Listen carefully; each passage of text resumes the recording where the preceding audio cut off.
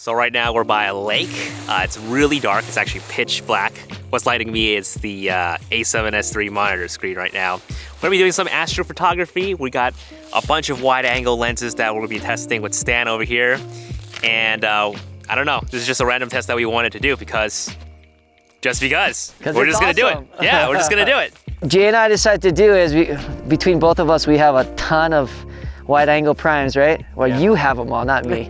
They're probably all gonna be pretty good, dude. We're just gonna do everything in 15 seconds at 6400 just to keep everything the same. And then I'm gonna have my white balance set to sunny. And we have the 2-second timer on, plus noise reduction. Okay, before we get started, let's talk about bright monitoring really quick. It's like Sony's pretty much like a secret weapon. Check out the monitor right here. Basically what bright monitoring is, you can see in the dark, it's night vision.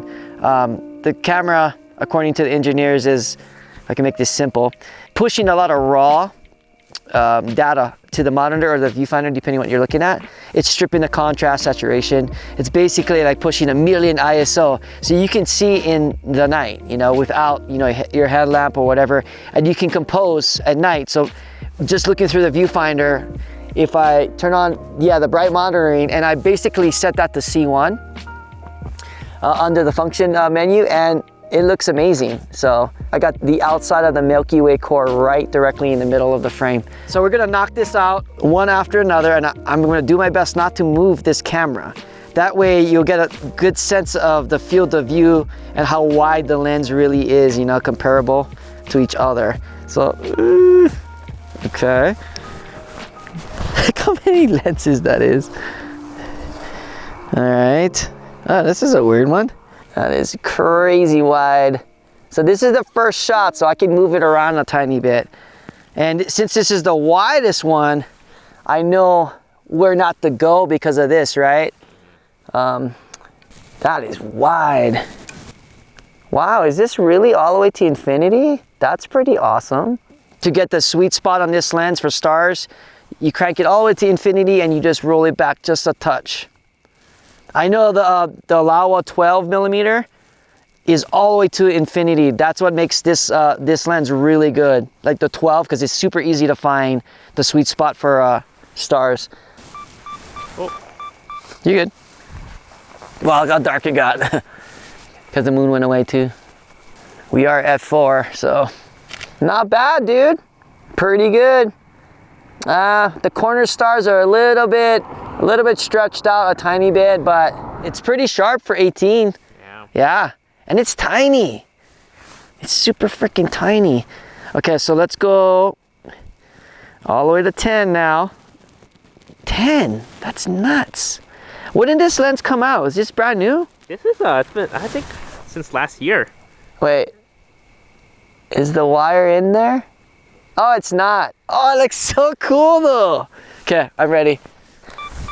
God, it's so wide, dude. The lake is so tiny in the photo, but it looks really cool. So, yeah, you can't put the filter in the front, right? There's no filter thread? I don't think so. Oh, okay. It's a rear filter lens. Always.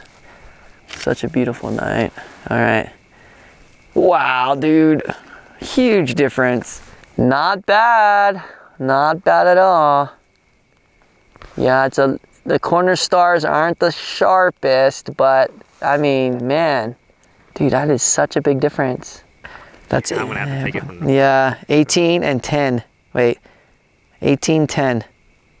Look how much foreground. It's nuts. Okay, let's switch it out. Let's do the 18 Batis now. Yeah. Oh, this lens is so good. I love it. So it's like weather sealed and everything. This is fun, man. I'm kind of glad we're doing this. This is rad. I'm gonna roll it back to 15 seconds now. 14? Yeah, I think it's 14 meters is the sweet spot.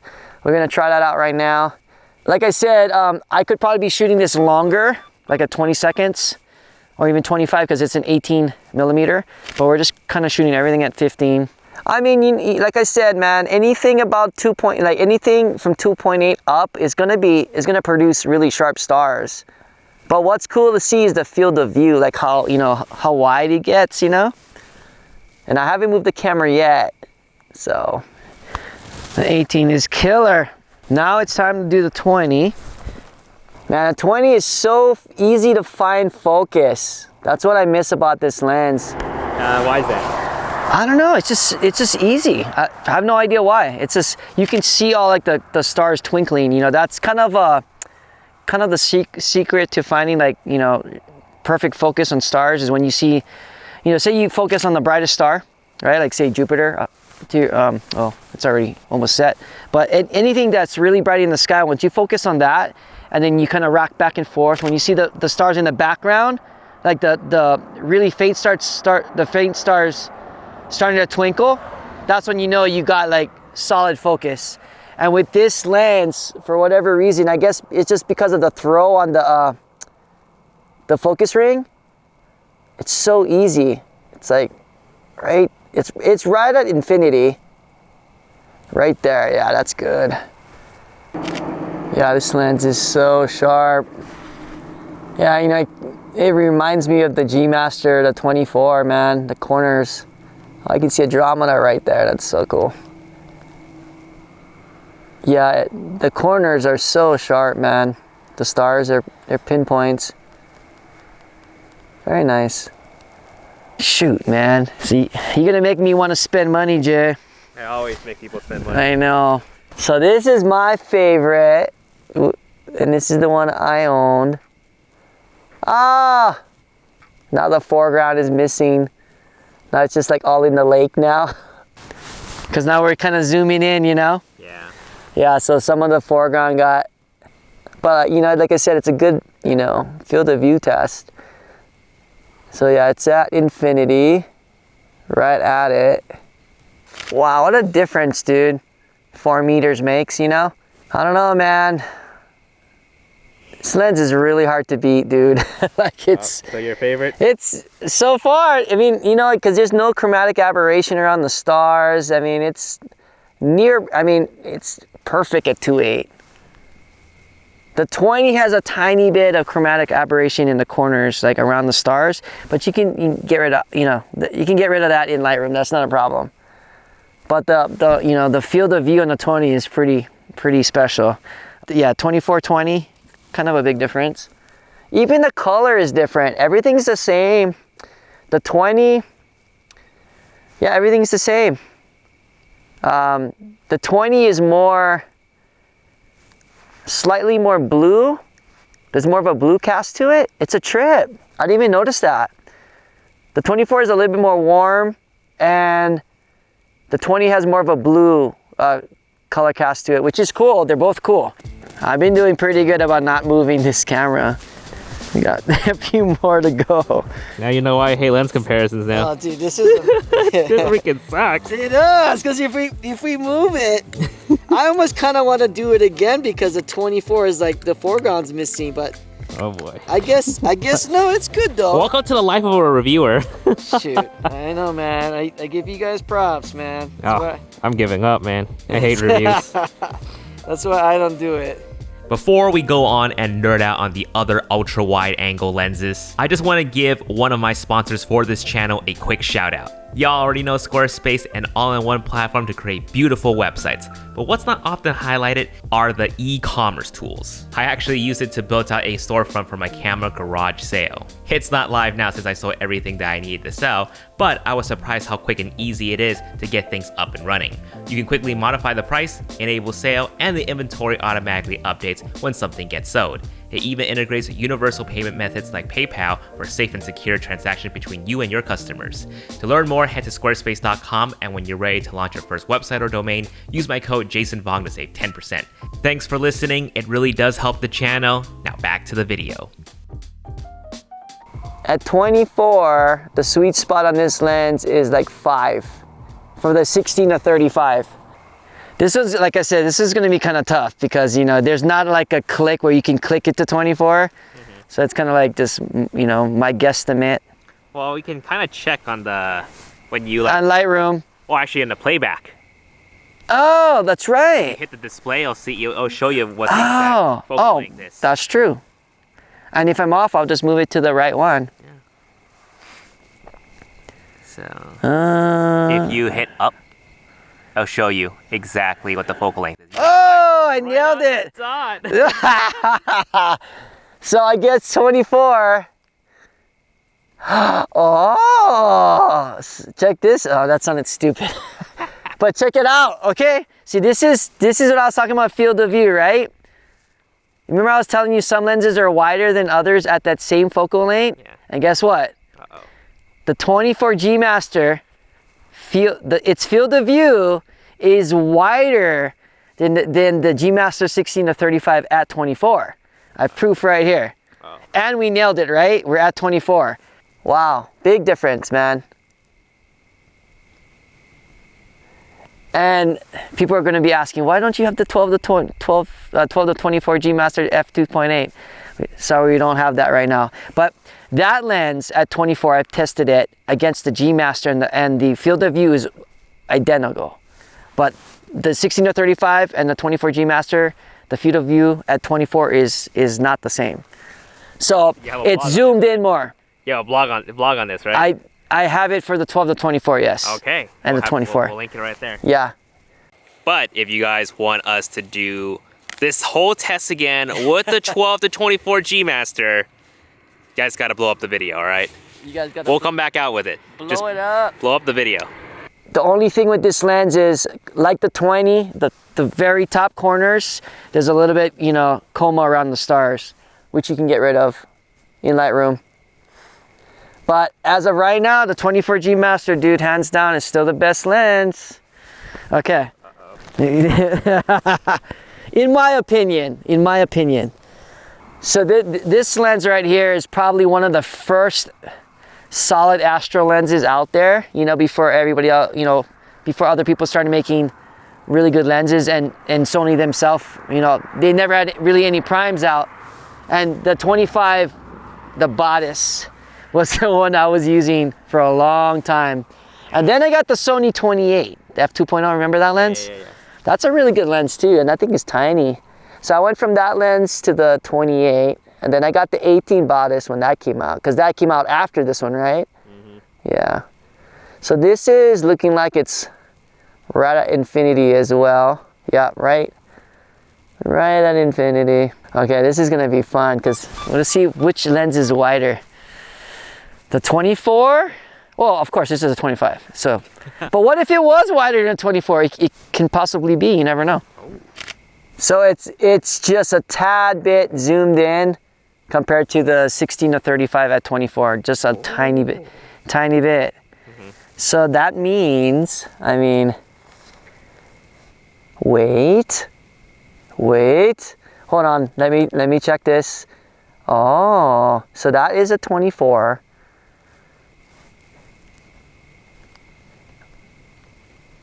24. Oh, shoot. So the 25 Batis field of view is actually wider than the G Master 16-35 at 24. Oh. But by like that much. It's noticeable though. Wow. Crazy, yeah? But the 24 G Master is still wider. Still wider. Oh, yeah. But the Batis 25 is a bit wider than the 24 on a 16-35. Yes, I'm sure. I want to be perfect. I want to make sure. Okay, 24, 16-35 at 24. Yeah, dude, totally. It's wider than the 16-35 at 24. We're talking about field of view here, all right? So see, you never know, right? Okay. And well, we didn't even look at the stars. Like now we're on this field of view trip, which is cool. Dude, this lens is so good, dude. I forgot how good this lens is, man. How you're falling in love again. It's solid. This lens is sharper in the corners than the 18 Batis. I think it's got like no chromatic aberration. It's such a good lens. I remember it being really, really awesome. All right, so this is the 24-105, the G f4. So we've been shooting everything at 15 seconds, f2.8, 6400 ISO. There's a big helicopter coming in. But this is an f4 lens, right? So we gave 5 extra seconds to the 10 to 18 because it's an f4. So we're gonna make the exposure at 20 seconds on this. Yeah.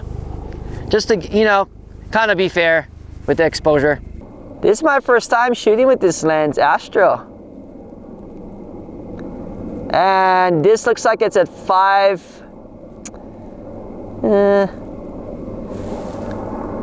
Looks like it's at 5 meters. At 24. So here we go.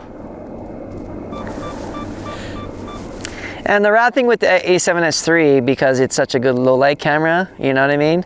If you wanted your one lens kind of to do it all, might be this one. it would be. I mean, if you wanted to do Astro, I mean, if you're starting out, because like for me, for video, the 24 to 105 is so money, man, and photos too.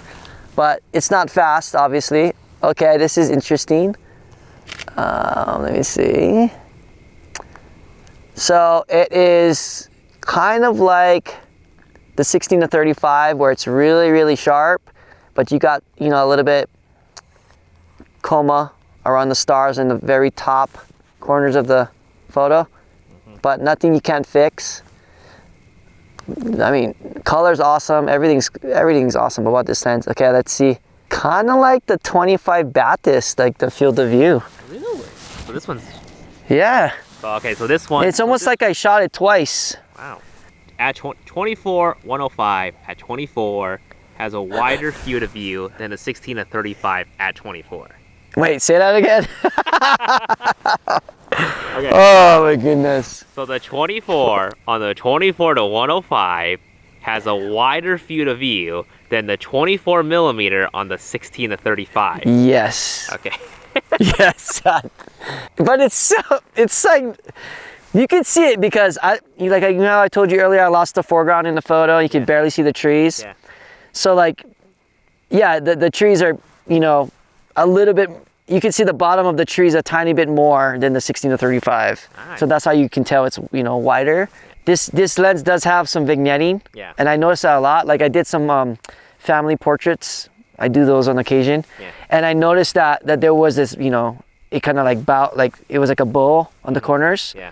And even when you fix that, it kind of doesn't go away in post. But I think it's like, I think I noticed that on the 24 side and the 105 side. Everything in between was pretty straight, the horizon. But other than that, dude, I mean, the lens is pretty awesome. Wait, that's the 10 Laowa, 18 Laowa, 20 G Sony, 24. Wow, from 20 to 24, just such a big difference, man. Huge. And then the 16 to 35 at 24, right? Okay. Yeah. And then the Batis, right? Yep. The Batis is definitely a little wider. So confirm that. In my opinion, the 24 G Master, the GM 24 is, that's the winner, man. Especially at f2.8, like your sharp stars all the way to the top, the furthest corners. We talked about this like years ago when they first came out, you know? But what's cool is there's been other lenses that came out after that, and this lens is still like the front runner, hands down. You know, the 12 to 24 is probably right there up with it. Because remember I was telling you earlier about like the field of view and the sharpness? Yeah. Dude, it's like the same. It's pretty much the same. This lens for Astro's sake, yeah, you know, it's probably still the best lens.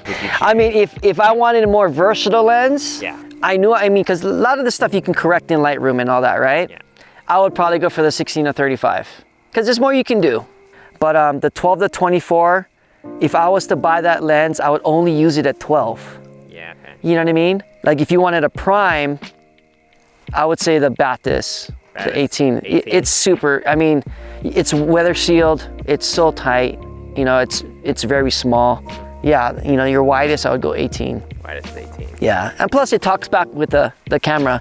Like the Laowa, you know, it's a sick lens, but you know, you can't use it in certain situations when you want aperture priority or shutter, right? Everything has to be manual, 100%.